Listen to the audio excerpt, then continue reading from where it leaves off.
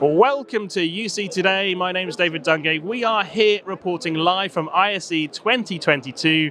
I am with the fabulous Jonathan Clark on the Poly stand. How are you doing, Jonathan? I'm absolutely buzzing, thank you very much. Now you've told me to keep rooted to the spot, so I'll stay here for you now, otherwise I'm off. Fantastic. So I want to talk about huddle spaces. The rise of the Huddle Room we've been watching this over the last couple of years. Obviously, we've had a pandemic in the middle of all of that as well.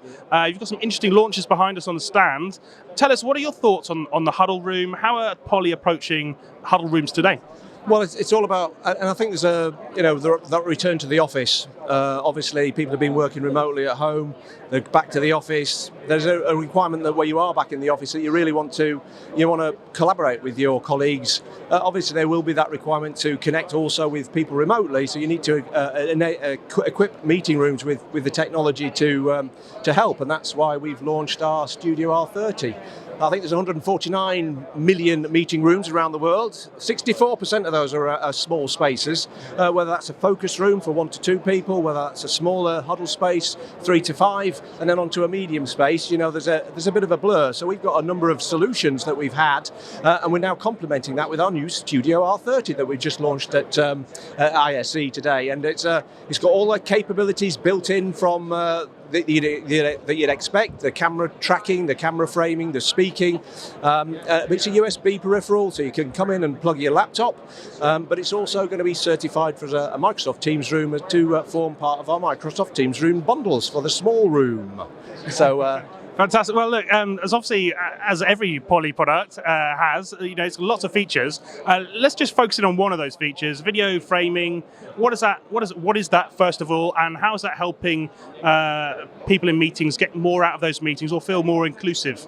Yeah, the challenge is, when you've been working on your Teams client, and you're working, arm's length from your PC or your camera, you get your own little square and your own little window, and that becomes a little bit of a challenge for larger meeting spaces. When a meeting room joins, how's that going to impact, and what you're going to look like on a screen? Are you going to look the same?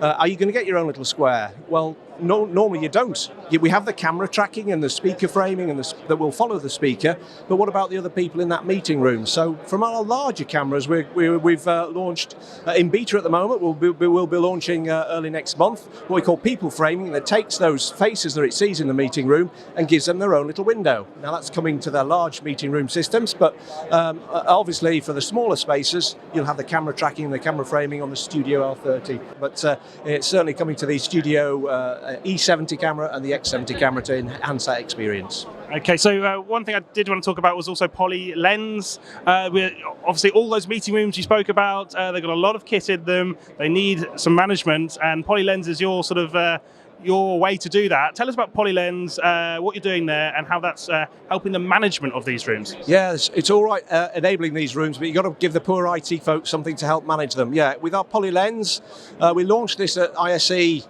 2020, I think it was, so a long time ago, and but it's now supporting our full range of devices through. It's not only rooms, so our Studio X family, our G7500, but it manages everything across the whole estate, whether that's personal devices, and we're just launching the Polylens mobile application, so you can manage your headsets, you can manage your own personal cameras and devices from your Lens application, but it's giving insights and information, helping you to provision those devices to make sure the software is up to date and patched, and obviously security is a key issue, so we need to make sure that we can support the IT function as we're deploying all this stuff to make people more productive in this new modern way of working. Fantastic. Well, Jonathan, thank you so much for talking with me. Enjoy the rest of the show. Oh, keep me down, I'm ready to go. Fantastic. And you've been watching me, David Dungay, at ISE 2022.